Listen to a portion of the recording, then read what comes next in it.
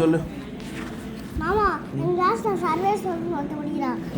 இன்னைக்கு அவன் ரப்பரை அவனுக்கு ரப்பரை கோவத்தில் அப்படியே தூக்கி ஃபேனில் எரிஞ்சிட்டான். அப்படியே சுற்றிட்டு அப்படியே குப்பை தொழில போய் விழுந்துடுச்சு. அதில் ருத்ரானும் ஹரிகிருஷ்ணன் போய் எடுத்துகிட்டு வந்தாங்க. ஏன் பண்ணாங்க அப்படி? ஏன் ரொம்ப ஃபியூரியஸாக இருக்கும். அப்புறம் ஃபியூரியஸான கோவம் வந்துருக்கும். ஃபியூரியஸான கோவம் வந்தால் இந்த மாதிரி ஏதாச்சும் பொருளை தூக்கி எறிவாங்க கோவத்தில். மாமா கூட ஒரு நாள் பொய்யெல்லாம் சொல்லல மாமாவே மாமா மாமிகிட்ட கூட கணேஷ் மாமா ஒரு நாள் ஃபோன் பார்த்துட்டு இருக்கும்போது அவங்க வேலையிலேருந்து அவங்க கால் பண்ணாங்க. அவங்க வேலையில் என்னமோ மிஸ் ஆகிடுச்சான். மாமா ரொம்ப ஃபியூரியஸான கோவம் வந்து கண்ணாடியை தூக்கி அப்படியே உடச்சிட்டார். ஆணி பிடிச்சி.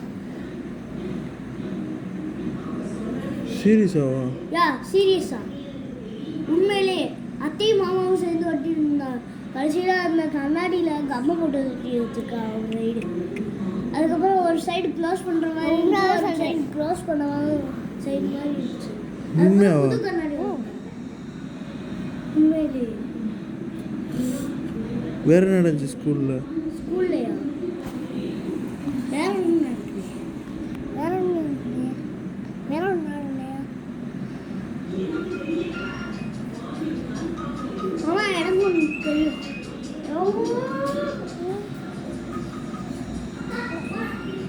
அப்புறம் உங்கள் அண்ணன் என்னென்ன தொலைச்சிட்டு வந்தேன்? அண்ணன் சொன்னதான் தொலைச்சிட்டு வந்தோம்.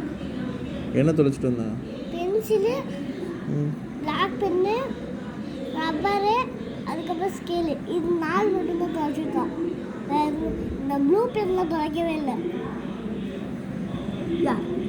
ஆமாம்.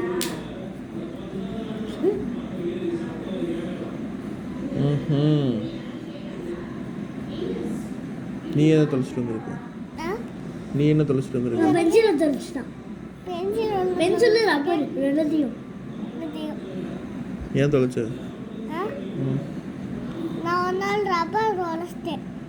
அதான்டா ஏன்டா தொலைச்ச? நான் ஒரு நாள் எழுதிட்டு இருக்கும்போது அழிச்சிருந்தேனா.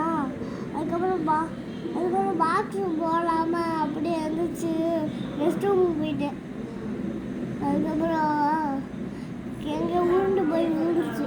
அதுக்கப்புறம் பேக் அடியில் விழுந்துச்சா என்னன்னு தெரில.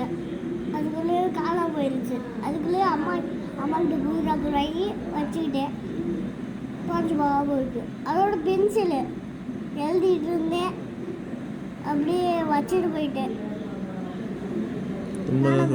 ஏன் அதெல்லாம் மாமா அதோட மேக்ஸில் நான் எழுதிட்டு இருக்கும்போது ஒரு அந்த புக்கில் வச்சுட்டு போனேன்.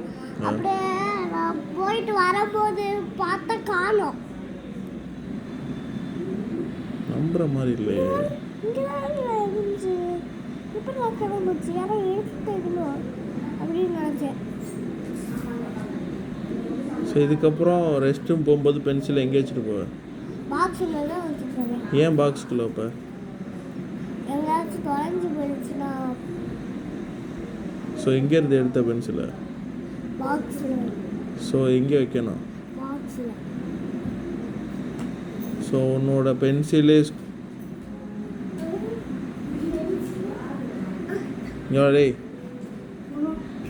உன்னோட pencil, rubber, sharpener, pen, scale இதெல்லாம் யாரோட ரெஸ்பான்சிபிலிட்டி? ஸோ இனிமேல் தொலைஞ்சா என்ன பண்ணலாம்? நீனே ஒரு தீர்வு சொல்லிடு. இனிமேல் தொலைஞ்சா மாமா நீங்கள் வந்து என்னை இதை பண்ணுங்க அப்படின்னு சொல்லி சொல்லிடுவேன்.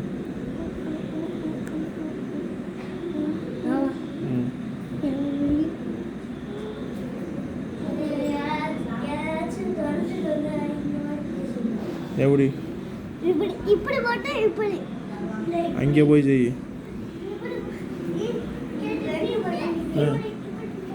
அதுக்கு பேர் என்ன?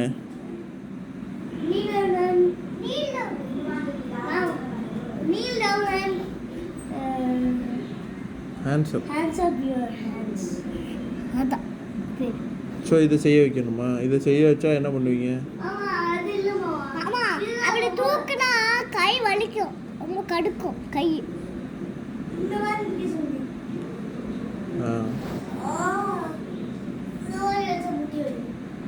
ஸோ அந்த மாதிரி நிற்க வைக்கலாம்.